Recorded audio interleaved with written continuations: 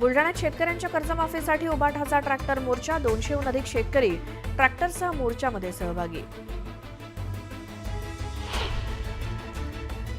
मालवण तालुक्यातील तारकर्ली वायरी बांधवाडीमध्ये 87 वर्षांच्या आजींचं पाण्यासाठी आंदोलन. उपोषणस्थळी कुणी पाणी देतं का पाणी अशा आशयाचा बॅनर.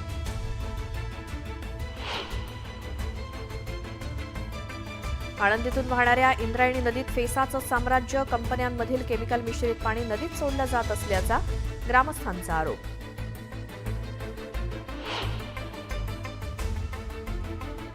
सोलापूरच्या यंदाच्या हंगामातील उच्चांकी तापमानाची नोंद. तापमानाचा पारा 44 अंशांवरती गेल्यामुळे सोलापूरकर गरमीनं हैराण.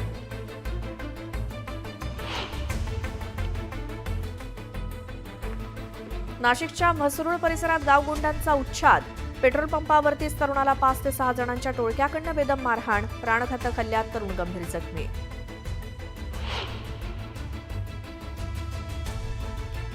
नीट पेपर लीक प्रकरणात 26 MBBS विद्यार्थी आढळले दोषी.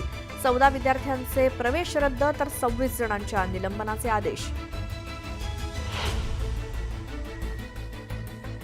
पुण्यातील नवले पुलावर पुन्हा अपघात. मद्यधुंद कार चालकानं दुचाकीस्वाराला चिरडलं.